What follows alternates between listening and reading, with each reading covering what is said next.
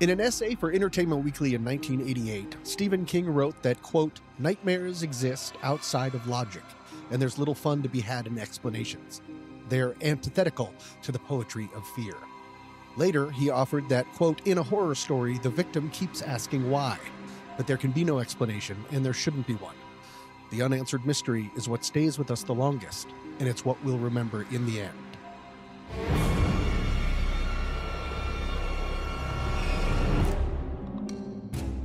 And with that chilling missive, welcome, boys and ghouls, to the latest harrowing dead stream of Sitting in the Dark. In this week, I've got some good news for you, because we're going to be diving into one of the most decisive horror films of the last few years. Kyle Edward Ball's feature directorial debut, Skinamarink. I'm your ghost host, Tommy Sweats the Turd, and I'm sitting in the dark alone. Why, you must be choking, because here it's the morgue, the merrier. Say hello to my first co-host, Pete Fright. I mean, right. He sweats the turd now? That's where you landed. That's him. And if at first you don't succeed, die again with my other co-host, Slay de Antsflea. I mean, Ray Delancey. I'm going to stop talking like this.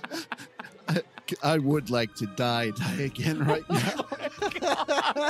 That is the worst. Wow. Yeah. That was a freight train. I wrote all of that at 11:45 at night in Vegas because I was just got back from Vegas. I did. And so there might be a little bit one of those things that's supposed to stay in Vegas? Yes, exactly. Maybe. Yeah, that just figured out how to define the term. If that was a font, that would be Modelo. Okay, here we go. Deep cut, Tom, deep cut. So, to set the table, I would like both of you to briefly talk about your experiences of growing up and your relationship with the dark, specifically nighttime and going to sleep. Would one of you like to go first? Just some basic memories. Write us a tone poem about what it was like when it got dark and you were alone and it was time to try to go to sleep. Is this one of your patented guided meditations, Tom? I really love these so Pete, much. will you start? Ray, you go first. Oh, I should Ray. Go. Okay, I'll go first. Ray, Oh. you want to go first? Who Both talks? do it at the same time. Okay. Yeah, we figured out that problem. Okay, I'll go first. My experience in I did have. I mean, I think kids generally have dark transition problems. I definitely did, and I didn't care for the dark very much. Now I can't get enough of it. Cannot be dark enough for me to sleep. I really like sleeping in the dark, and but I relate to the sense memory of terror in places I can't see, and the idea of staring at a dark corner of my bedroom as a child and seeing things that weren't there is still very fresh, and maybe more fresh by watching this movie. Right? Excellent. Yeah, I think that I'm right with you. I was right frightened of the dark when I was young, and now I can't get enough of it. But when I was young, as all of us do when we're kids, my imagination would run away with me, and we lived right by an old steel mill which had this tower with a red light on it that would blink sometimes. And so when I was a kid sitting in the dark and I would see that red light out the window, I thought that it was going to be Satan coming to get me. Oh, so that really was fun. Going straight to Satan. Nice. Well, and was it? We can't really confirm that. I'm only on my 9th exorcism. Okay. So it's not taking, is what it sounds like. Right. As for me, real quick, I've been very much on the record of wanting to scare myself when I was alone and in the dark, hence the title of this weird podcast. But that only came later, when I was trying to gain control of my fear, and I learned much, much later in therapy, potentially I was doing that as a defense mechanism because I had an incredibly hard time in the dark while trying to get to sleep. It was at that time when I always felt the most alone, the most vulnerable, and the most scared. And that's why I have a feeling that Kyle Edward Ball made Skinamarink somehow with me in mind because he hates me. Okay, so may I give a quick backstory about the film itself, gentlemen? Well, okay, so we're going to dig into the film proper in just a second. But first, I just have to say we have news and announcements. And news and announcements are very important for this show. How else will you know the news or the announcements? We now have a public Sitting in the Dark Discord channel in our Discord server. I unlocked a lot of channels, several channels, and made them public. And so anybody who's ever thought about jumping into Discord and thought, oh, no, I can't do it because I'm not a paying member to support, well, we'd love to have you too. So come check out the community. It's really, really great. And that's a place where we're talking about movies and such. Yes, we still have the members' private channels, which are also awesome. And we appreciate to all of you who continue to support the show by becoming a member and all of the shows of the Next Reel Film podcasts. If you are interested in doing so, you can get the extended editions of our shows in your very own podcast feeds and access your secret community channels in Discord too. Check out thenextreel.com/membership to learn more, and thank you for your support. Director Ball had a YouTube channel where he would ask readers to submit their childhood fears or nightmares, and he would upload lo-fi recreations of them. This led to a proof-of-concept short film called Heck, which can be found on YouTube. This led to an ultra-low-budget feature film we're talking about today called Skinamarink, filmed entirely at Ball's Canadian childhood home for around $15,000. It debuted at the Fantasia Film Festival in Montreal in 2022, and then toured other festivals. During this time, the film was pirated, and parts of it were uploaded to Reddit and TikTok, where people went nuts for it. At first, Director Ball was like, oh no, it's pirated. My movie is ruined. Instead, by the time that AMC/Shudder bought it, the fervor for it amongst Reddit and TikTok people was through the roof, and it ultimately grossed north of $2 million in Canadian money. Okay, and real money. So conversion has to go through doubloons or something first. Anyway, long economic story. Before we go further into the plot and reception, now I think it's a good time to check in with my co-hosts about their reactions to seeing the film, because it is polarizing, as I said, as all get out. Before I ask you, I want to remind people of the stipulations that I gave, that you guys had to try to recreate. I saw this in the theater opening weekend. I asked you to try to do as best you can. You had to watch it in as dark as possible and as loud as possible to at least give it a fair shake. Because if you watch this on a laptop in the middle of the day, you would think that I was pranking you. So would you like to share your overall thoughts? Okay, Ray has to go first this time. Yeah, sure. I watched it in the dark with my earbuds in, my nifty Raycon earbuds. And not a sponsor. That is not a sponsor. And I struggled big time with this movie because I could not tell what was supposed to be going on. I understood that there was a kid there, but I couldn't make heads or tails of whose point of view the movie was supposed to be from. At first I thought maybe it was like home security, like Paranormal Activity, just the way it kept switching from room to room in perspective. But then like none of that seemed to make sense, because like, hey, here's a corner of a room, and oh, here's the floor and some feet and some Legos on the carpet and just stuff like that. And that didn't make sense. Occasionally it would be from the kid's perspective, it looked like, but not all the time. And I just had a really difficult time understanding what was going on. I do get that it does have an atmospheric vibe to it that is creepy. And for those who like it, I understand how you could like it. So they didn't come to you for the blurb? Okay.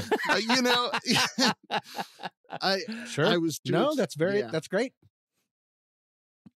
Okay. I watched this. This was the first time I've ever done this. I put on my PlayStation 5 VR 2, which has all of the different apps, and you can like, I signed into Hulu. It's on Hulu right now as we record this. And I put the headset on, and I put my headphones on. So I mean, it is the equivalent of watching it in a sensory deprivation float tank. Like I think it's like in terms of did I understand the assignment? There was no glow of other seats in the movie theater. And the screen was a virtual like 70-foot screen. It is huge. Wow. The screen floating in front of me, and the sound was right there. There was nothing else. And before I finished this movie, I thought, I can't wait to do this show because I'm going to come in and let Tom fucking have it because he made me watch this movie. I went, it was a roller coaster of just misdirected rage most of the time. I went back and forth between extraordinarily bored to like really deeply unsettled to questioning my role in the universe. Like the things that I found myself reacting to were just like the smallest things because there's so little else to react to, right? Like it's so sparse, so spare. So like Ray, I absolutely understand how people can be fans of this. I absolutely understand how this movie could have driven you, Tom, to say, nope, I think I might want to leave the theater. And like now I know, like writing, I didn't enjoy the experience, but now that I've had a chance to think about it, I really like that I watched it. I like that it's over. We can talk. It's a troubling movie, and that was actually the first thing I wrote to Andy in Discord. I said, I don't think I liked it, but I'm honestly not sure. Because it just, there's a lot in such a sparse movie. There's a lot. I think it's way too long, and I wonder if they could have achieved the same thing in a 30-minute short. So that's where I stand. Sure. Well, for my thoughts, as I said, I saw it in the theater and I thought it was dumb. All right, this has been sitting in the dark. What if that was it? And my screen just goes black. Yeah, I'm sort of like you guys, and then something changed. Because I saw it in the theater, and at first I was intrigued, and then bored, and then confused. And then by the time the character of 6-year-old Kaylee is asked to look under the bed by her seemingly disembodied father, I realized I was completely in the film's control. And I was more terrified than I had been in the theater in years. It unlocked something. I learned after it, I got muscle strains from tensing my shoulders up around my neck. I had no idea that they were doing that. And I honestly felt, Peter, you were exactly right, equally interested in seeing how everything plays out. And I can't remember the last time I felt this way, also wanting to leave. Yeah. It was a tightrope. And it was the first horror movie to give me nightmares in decades, and I had to sleep with the lights on. What does all of this mean? I regressed.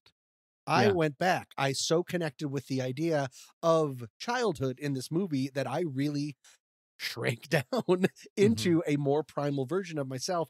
And then there's the possibility of a hell vision or eternal suffering. And you know, my horrible fascination with that kind of stuff. And so that's what kept me just completely enthralled after a certain while. And again, this is from a film where nothing happens. Right. Nothing happens.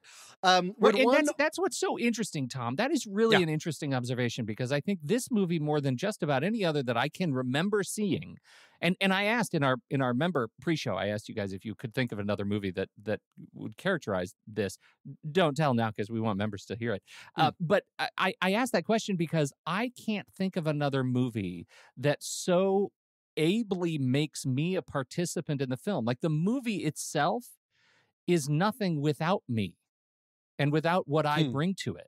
And I think that's what's so puzzling. Like, it really is at the end of the equation that makes it good or bad, because there's nothing that happens. It's the fear I bring that makes this movie horrifying. Right. Ray, what do you think about that? Let me ask you this. Whenever you go into this movie for the first time, do you think it's better to do it knowing a little bit about it, maybe having seen a trailer, or is it best to go in as cold as possible? And why? I personally think it's better to see the trailer, because it gives you at least a buffer of, this is the aesthetic of the movie. because otherwise, if you didn't see anything, you could be like, oh no, they've shipped the wrong print. Because Honestly, there's no... I had that thought kind of, because I went in cold turkey on this movie, and at first I'm thinking, like, is something wrong with like this version of the movie file or something? Because these are just really awkward looking shots. But I'm sorry. Is it a movie about children with like security cameras for eyes? Like, what's going on right now? So that's why I would suggest to people like to try to watch just the trailer. And I think the trailer is actually really well made too. Because then it gives you an idea of that aesthetic in the trailer. That is the movie. Like it doesn't, it's not like, oh, there's that one hyper stylistic part. There's not a single normal, like what you would say traditional, except for actually 1-2 shots of someone being fully in frame and it not being shot from really low. We can get into photography in a second. But no, it is that is a part of it. For me. Do you agree with that, Pete? That you would you know, want I'll to tell go you. in? I read a bunch of reviews on Letterboxd of the film of people who've seen it, and it felt pretty evenly split of people who loved going in cold and really, really, really just loved the experience of being kind of assaulted with what the movie was, and people who were like, I can't believe I went in cold. I wish somebody had warned me this was so terrible. Like it did feel sort of split. Like I honestly, it's a litmus test for personality, right? Like I don't know what I would say. I knew a lot about it, and I think it had been set up for me to be this experiential, experimental film, and maybe that was too much. Maybe I would have liked it more had I been completely cold on it. And I know that the observation factor is a part of it. Like I am sure that watching it for this show impacted the way I looked at the movie. Oh, that's interesting, because you're already you're seeing it through a step. You're seeing it through a layer of critique. And sure, that's a good point. Do we need to talk about the plot? You can sum up the plot in like 3 sentences. Is that something that we do? Yeah, this is, I mean, we do this show is a spoiler show. Maybe we need to have that as a flag up front, but the horn, consider this, my voice is the horn. The movie is spoiled. Good luck with this movie. Spoil it. A horn. No. No, I want you guys to go. I want you guys to sum up the movie. You have 4 sentences, 1 sentence each, and we're going to go Pete Ray, Pete Ray. You only have 4 sentences. And I think that will be more than enough. I'll start. We'll go around in a circle. I'll start. Oh, okay. All right. Set in 1995, 4-year-old Kevin and his sister, 6-year-old Kaylee, wake up to find their house surprisingly dark and their parents potentially missing. Is that what it's about? Is that all? I think that might be it. The log line, the traditional log line was, there's a longer one that came out later, but the long one is 2 children wake up in their house to find their parents missing and all of the doors and windows gone. That's it. Wow. Yeah. And don't forget the hiding of the toilet. And the film is a disorienting exploration of the things children see in the dark. Right. Now I want to go off that. See in the dark, litmus test. It's been called a Rorschach test of what your childhood fears are. The photography, the DP is Jamie McRae. Jamie is also an actress. And for me, the thing that made the biggest impression on me was the incredible grain on the film. That the house is so underexposed that it has me, and this is what I wanted to bring up because it gets into what you're saying, the film doesn't exist without someone watching it. It has me searching the shadows for movement. There's so many long uncut shots of just an empty, dark doorway that my brain, I probably just in a natural effort to find something to look at, I started to see shapes sometimes. Not very distinct, and they would go away, but it's like I was trying to conjure something out of nothing. Yeah. And that made me lean in unconsciously. Like I try to go into horror movies like a raw nerve anyways, but when I'm really leaning in, even if nothing happens, sometimes just a switch of a camera can give me a little jolt, and I realize that I'm just really being played with. Yeah, the darkness just pulses. What did you guys think? I think that was my experience. That was absolutely. I don't think it was. That was my experience too, especially because of the perils of intermittent reinforcement. Most of the time, there was nothing there. Right. Sometimes there was. Sometimes I really feel like there was a view of someone sitting on a bed, and you could see the dark hair down her back, and slowly but surely, I think the head disappeared. Yep. And At the very that end, did yeah. happen. Yeah. Yeah. That's potentially Kaylee. Okay. And she Kaylee is incredibly headless. slowly disappears. Right. Yeah. So slowly. Now, that kind of stuff happened. That happened for real. Stuff like that happened repeatedly and sometimes didn't. Sometimes it was just me. And I think that, coupled with the really strange change in optical focal length. I'm not sure the word I want to use, but sometimes I'd find myself really, really focused on the grain and the repetitive pattern of the grain, especially when it played off of the cartoon. Like, you'd have the cartoons they were using were kind of the oldies, right? Where you'd have multiple birds in a row, like all doing the same motion. And then that would cut away, and I would still be seeing the birds in the pattern of the grain. And that would distract me from what's going on in the darkness behind it. Like, I had to continually adjust my focus, or else I would miss stuff, or it would play absolute tricks on me. So, yeah, right. I agree with both of you. You're both making some interesting points, because especially when we're children, our imaginations run away with us. And how many of us haven't seen shapes in the darkness, especially when we were younger, thought that could be something imposing or something that could hurt us. And like you said, most of the time you look in the darkness in this movie and you think you see something, and it could actually not be anything at all. Now, one thing I will say is the grain also is something that stuck out at me during this movie, but for way different reasons. The thing that I kept thinking was, this seems like way more 70s or early 80s than 90s, because if this is 1995 and they're filming this, I'm thinking of like 4:3 camcorder type shot. Right. You know what I mean? Blair Witch.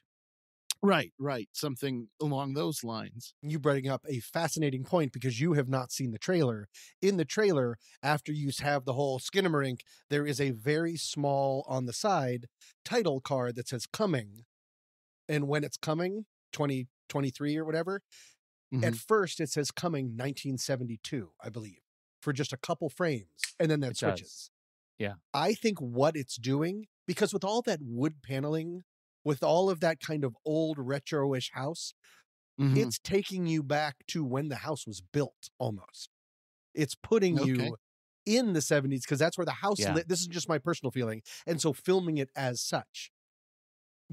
So that helps with, because the cameras, it's very self-conscious. The amount of shots right at a TV when you get that rolling line, because cameras of a certain type can't shoot TV. It can't do that kind of frame. And to lean into that is really putting you in an old time. And maybe that's a way of, for people in our generation, or even an older generation or slightly younger, bringing you back to your childhood. Is my thinking for that. Whether that's a good choice or not, I don't know. That's one of the things. I can see that.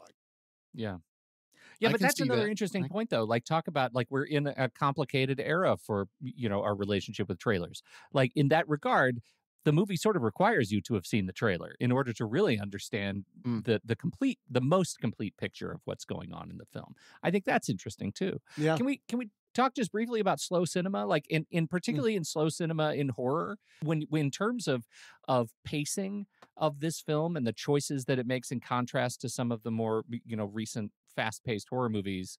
Talk about some of the choices and techniques that are used here. It's hard, because it was already brought up, and it's pretty widely agreed that the film is too long, that you could cut a good 10 minutes out of it. I'm not entirely sure, because I don't know what you would cut out, because there's this incredible delicate balance to lull you in, to make some of the most successful jump scares. There's about 3 in this movie, and all of them, and nothing happens. There's one that's kind of funny. There's one that's really horrifying, and one is just because someone walks up behind someone else and a flashlight falls on the floor. But each of them reverberate for the next 20 minutes for me. Like they make it, because it's always that possibility. This is the kind of movie, as far as thinking about timing and patience, I don't remember other movies where I've been more on edge when the soundtrack goes to nothing. Yeah, usually it's when I thought that was very effective. strings are going up. Though we talked about grain, also the grain on the soundtrack is huge. The what would you call that? Audio noise? Yeah, it's like white noise. It's like white noise or static. Yeah. And it's just constant, and you start to not really realize that it's there until it slowly goes away as you're looking at a dark hallway. I'm in the palm of its hand, and I don't know how much of that is the sum of its parts. I feel like this would be the possibility of you take 10 minutes out of this movie and it just doesn't have the same, it just doesn't work as much. But how would you decide on that? Yeah. The quiet bit, I think that happens in the last third of the movie. It's like toward the end, I believe. And that for me, and I wonder, Ray, with your earbuds in, like that was so effective with headphones because there was no environmental noise, right? Like it went completely silent, as if they were pumping silence into my head. The silence becomes deafening. It was deafening. That for sure was my experience. And, reflecting on it, being alone is one of the most intrinsic fears that all human beings have. And I think that it's probably magnified for children who are on their own. I mean, think of the kids in these movies. They're without their parents in the beginning, and then eventually Kevin is without Kaylee. And the extended shots, I mean, you're talking about all these one shots, and they seem extraordinarily long. But reflecting on it, I think that kind of adds to the anxiety of the moment, the visceral feeling of being alone in an unknown situation in the dark. And he's 4 years old? Yeah, 4 and 6. Yeah, so like I can't, like I said, it kind of fell on deaf ears mostly for me, or whatever silly phrase you want to use. But I can totally see how that could be, what they're doing, what they're going for. That's a really interesting thing, though, and I want to connect it back to our home invasion series, because my entire life connects back to our home invasion series. You still think we're doing that episode? I still think we're doing that series. From the perspective of children, this is very much a violation of home as safe space, right? Like they took all my doors, and for a brief few seconds, my toilet. So the connection to those. That spiritual connection to those movies I thought was really interesting and more disorienting because it was the child. The thing that I have not been able to connect to yet is what is there that is more than what the child sees? Is there anything literal that I'm supposed to take out of this story? Because I know this is an exploration of, or I've read that this is an exploration of abandonment and abuse, that the parents have abandoned or have been abusing the children. I did not get that. And, even when, he sees the dad and they hear, and the child hears, "Your father and I love you very much," right? Like even all of those things I felt like could be misinterpreted by a terrified child as something more than it is. And I'm wondering if the movie is something more than what I saw, for the narrative path of these children. If I could, I would love to save that for the end. The idea of, because how I started with Stephen King saying, "Don't look for meaning." I want to look for meaning, because I think the movie gives us some clues, but maybe before we get there, I just want to, because there's so little in this movie, but the little that's there is very powerful. I wanted to continue to talk about the photography, just about 2 more things. Number one, as we talked about, it's shot very low, as if from a child's perspective looking up. And then a lot of the times we're just looking at the lower half of the bodies as if we're children looking up to children. It is constantly reducing our ability to make sense of the world around us. And our guides are children. And so that's no Yes. help for that. But we're Yeah, even we're very less. much at Lego level for Right, much yes, of the it's movie. always, I was hoping this would be like Toy Story and everything Yeah. would come back. It is almost all locked off or slowly panning shots with the camera just on sticks. As I counted, there's 3 handheld POV shots, and they're always Yes. transitions from the main level, either upstairs to the parents' bedroom or downstairs into the basement. And I think there's just 3 of them. That's very brave to do. The last thing, when you talked about things getting, when it got quieter, it got even more deafening. Something Yeah. that I think is Mhm. really interesting by how underexposed this movie is when there is light, it actually seems to suck other light away from it. There's that amazing Yes. shot of Kevin sitting alone next to a nightlight. The nightlight is offering such pitiful amount of light that it's almost like it makes the world darker Yes. around him. And I was Yeah. I was sort of blown away by that. Well, that was I had a comment about that in my notes about the high dynamic range, right? Like in terms of contrast, right? That when this movie is bright, it's incredibly bright, and when it's dark, it's obsessively dark. Yes. And then about the sound and the music, again, I wanted to touch on it because there's almost nothing to this movie. What did you guys think? We talked about the static, the white noise, that feeling of, what did you, I mean, the only score is from old-timey cartoons, which I had never, maybe it's probably a cliche, but I'd never known about it. When you take away the visual, even with the visuals, when you take away the visuals, it's really interesting to see how supposedly fun, wacky music is terrifying, because it's too many instruments. They're all fighting against each other, and they're battling with sound effects. When you take away any visual from it, it kind of sounds like chaos. It sounds like what you would give to a prisoner to drive them insane. I think that would work better than like AC/DC or whatever we do, because there's nothing to hang on to. Yeah. It can change no matter what, and so that makes it for very unsteadying. Did you guys think that the score from the old-timey cartoons and just the sound in general, we can talk about the voice later if we want, Ray, what did you think it was, helped it, or was just sort of background noise because there's like 4 lines of dialogue in this movie?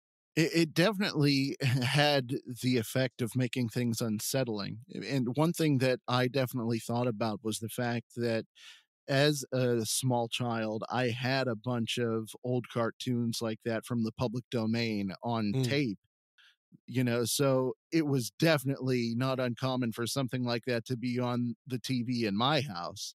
So it's definitely not like this film can't communicate. I mean, I agree with that. I think I think the use of the cartoons when it started, I thought this is going to be ridiculous. Why isn't the cartoon stuff not stopping? And by the end of the movie, I thought this was an incredibly effective choice, because it like so much of this movie is about inversion of expectations, and the cartoons, I think, live up to your point that they invert your expectations of safety and comedy and become something of horror. And then the movie literally inverts itself, where our protagonist is on the ceiling. Right. And that, in terms of photography, like when you put the camera on the ceiling from a perspective of where the kids were looking up, like all of the up angles, to just echoing what you said earlier, are very, very sharp. Right, that we're looking up to the ceiling, in the corners, all of the things are very, very sharp. And now we're on the ceiling, and that's where the kids were looking the entire time. We've just adopted their perspective. For the life of me, I don't know why, but that's what happened. And I thought it was effective and unsettling and curious. And setting what I noticed upon second viewing, because I've only seen it twice, once in the theater and then once here on Shudder in my house.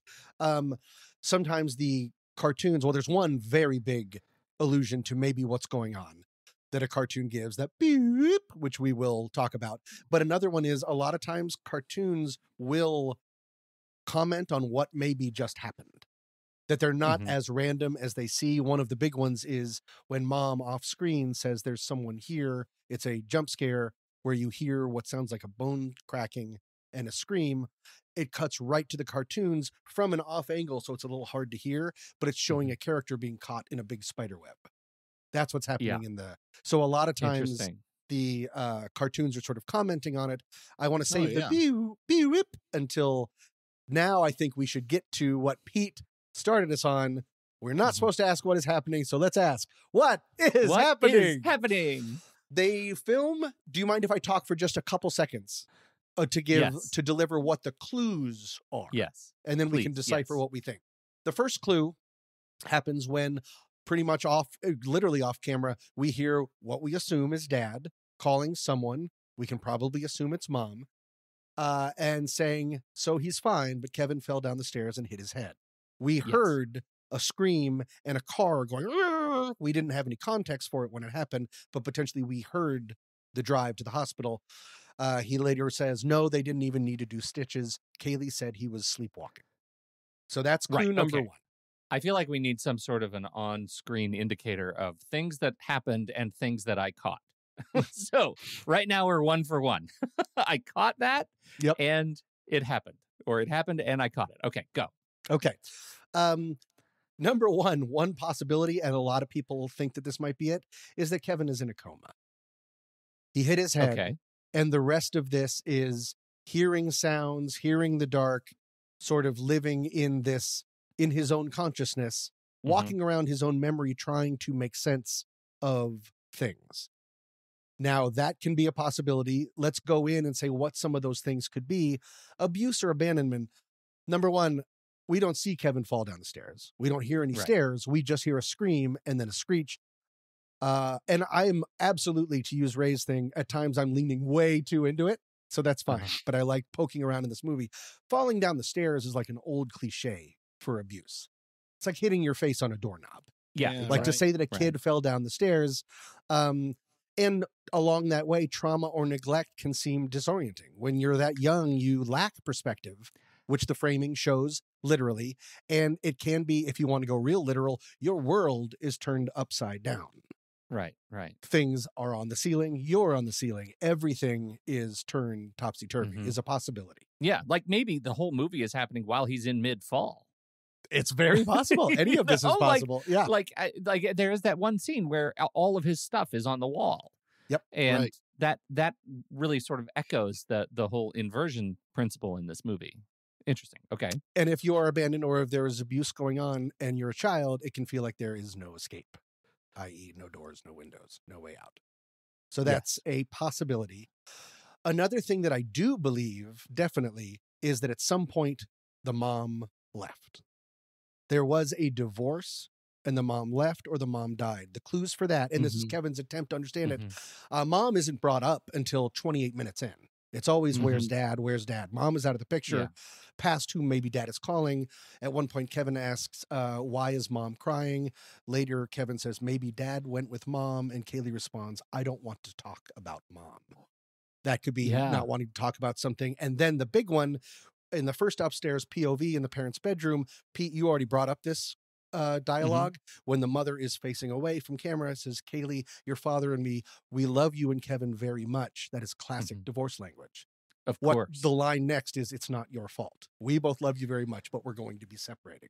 Yeah. So that's the kind of trauma, whether it's happening in real time, happened a long time ago, whatever, I think is percolating throughout.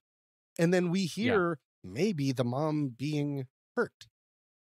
Yeah. She says there is something, and that's when you hear the bone cracking, and that's the last time we ever hear anything from mom. So it could be like write a divorce scene or a scene of abuse and then cut up all the different sentences and shake it up and throw it on the ground and then film it in that order, because maybe that's child logic. Like. Yeah. Well, and it's interesting though, because so far I am totally on board with the child in a coma bit. And to me, it feels like what this is also what he might be hearing. Right. Even though he's in a coma, like, let's just say he can hear and can't move or something. And he's hearing your father and I love you very much. And, maybe its bones are being reset or something like that. Or maybe it's Kaylee's, there was an accident or something, because at the end there is the thing I think I liked least about this movie is the few seconds at the very, very end with the blood splashing and then unsplashing on the ceiling. And I'm not sure how any of that plays into the clues. None of that lines up for me. So I'm hoping you will make me like that. Well, that's the part that I can't say I liked the most. This movie is hard to enjoy, but that is the part where I decided, oh, this was horribly made for me. Because another option that can involve all of these things, there can be abuse, there can be abandonment, there can be divorce, there can be a head wound, all of these things seen through a mixed up child perspective. And then you introduce cosmic horror, that there actually is an entity, that there actually is, and that they are all, or Kevin is in hell, that there's an entity playing with them for its own amusement, and it can make anything happen for as long as it wants. Let's talk about that for a second. Number one, in Kyle Edward Ball's short film, Heck, at one point, it's a lot of the exact same kind of thing. And then one of the character pretty much says in that same whispered with a subtitle, he figures out, I think we're in hell. We got very sick because there's a cancer, I believe, is involved. And he thinks that something happened and he went to hell. The reasons that I think about this is, number one, what is the one cartoon that we see the most? Beep. It is of and this is look, there's a magic rabbit playing impossible tricks on a dog. And what it is that the rabbit makes itself disappear, and then the tape skips and it's back. And it makes itself disappear, tape skips back. And that happens over and over again. Even when we stop seeing that image, we hear that sound, and that sound is played over Pete's aforementioned blood splashing on the wall, then it comes back. Blood splashing on the wall, then it comes back. What is hell if not repetition? The idea of eternal suffering. If there is this horrible demon that, quote, wants to play, that can put him to sleep and then wake him up and then have it just go on, make him do self-harm, and then take away any ability. Put the knife in your eye. When Kaylee off screen refuses to play by its rules, it seemingly takes away her mouth and her eyes. She says she's stuck. She feels weird and she feels stuck. And we see her, she's just in the basement. So he took her out of the equation. And then there's the title card. When we see, there's only a couple times that the film uses crossfades. There's this really slow crossfades of this impossibly long hallway with all of the toys magically stuck in a to giant the ceiling. pile at the end. Yeah, and it just goes. It feels very much like Time Bandits. It's very much like Time. Oh, that's great. I knew it was pulling something from me, but I didn't know what it was. That's exactly it. Well, it's like you just... And isn't it interesting that Ball would make this movie that takes place in that era and calls back to a movie that was made kind of in that era and feels so resonant to us. It goes and goes and goes, and then the title card, it's the very first non-dialogue title card that we see, and it reads 572 days. That can be seen as this has been going on, or Kevin's in a coma for as long, or it's been playing with him for 572 days. In the short movie Heck, it's designated as sleeps, 24 sleeps, 300 sleeps. It's another way of just saying more time is progressing than we can possibly fathom. And again, that could be as long as he's in a coma or in hell. But does that do anything for you? Unfortunately, it does a lot for me because I am predetermined to be fascinated and horrified by the idea of hell. That if hell, I've said, if hell is real, there's nothing else to worry about. It's the worst possible thing ever if it's really eternal, and if hell is repetition. The idea of me coming away thinking that maybe Kevin, this tow-headed little boy who is just cute because he's a little boy that's cute and seems nice and is worried about his parents and worried about Kaylee, and is slowly robbed of everything, and then finally reality, being a plaything for this insane thing who even promises, I will protect you, and the protecting is a bunch of growling, and then all of a sudden he's on the ceiling. That's horrifying to me. That's rough stuff. Yeah, right. And especially the end. Like the end, you get the sort of punchline is like, we're back under the bed. right? We're Right. looking under the bed, and the face emerges, and it never becomes a face, but it's it's a face, and it's making its presence stated. And this is the thing that said, Kaylee didn't listen, so I took her mouth, right? Like that's a horrifying thing. It's really interesting, Tom, that I feel like the super or the coma line appeals to me more than the supernatural, like devil horror, uh, because I don't know. I I don't know how that appeals to me. I think I think you've made the case that all of those things can play into a 572-day slightly lucid coma state for a child. Yeah. Right. There's a thing that manifests out of our nightmares and becomes more real given the amount of time it's incubating in a coma state. Right. Like I can kind of get there.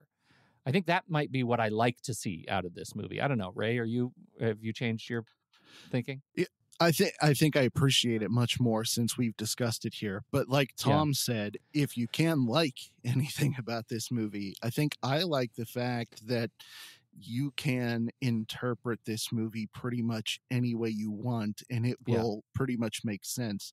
Like, because there is so little that's full on shown to you that you can really just take it in any direction. And all of those examples, there's just one shot of a face and there's no face on the face.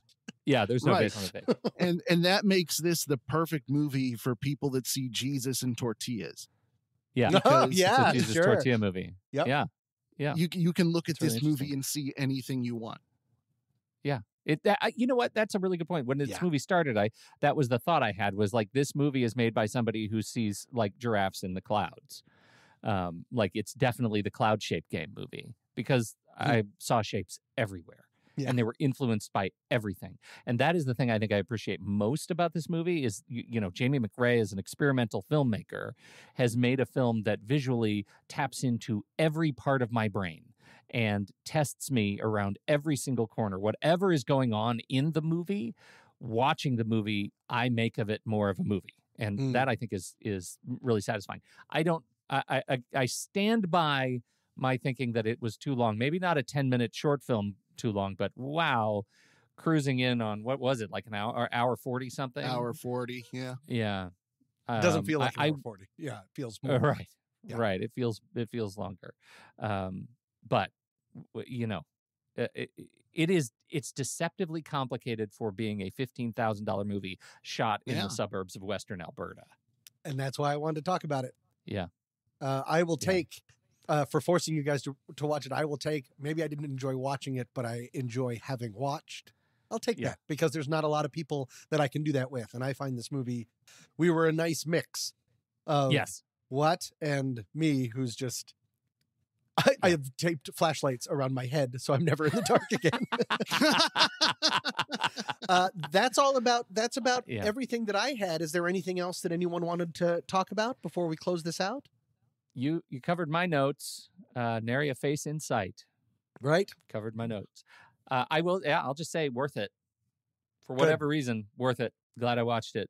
It's definitely the kind of movie that, even though it might not have been for me, I can definitely say, if this is what you're into, then check this out. Yeah. Kind of like what you were saying in the beginning, Tommy. Like, I wouldn't recommend this to anybody, but you should watch it, kind of thing.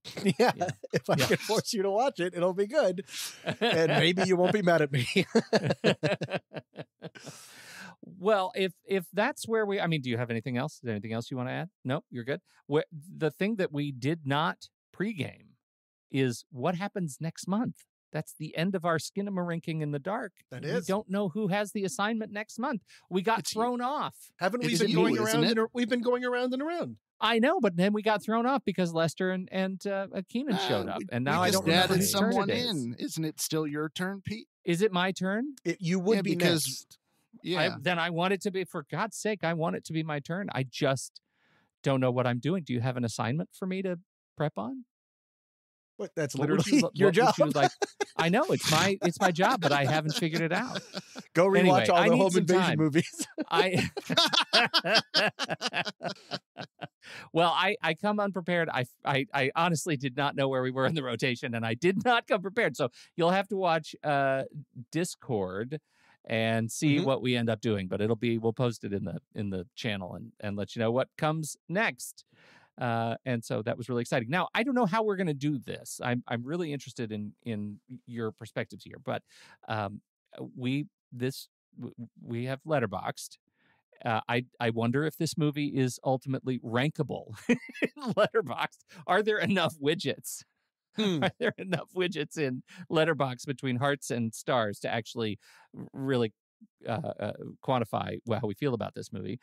You can check out the Next Reel's HQ page over at letterboxd.com/the next reel. Check out all of our lists, or swipe down for the note in the notes in this very episode, and you'll find a direct link to this movie in Letterboxd. Our great thanks to Letterboxd for their support of the Next Reel. If you'd like to get your own ad-free membership, just use the code NEXTREEL at checkout to save yourself 20% on upgrade. Works for renewals as well.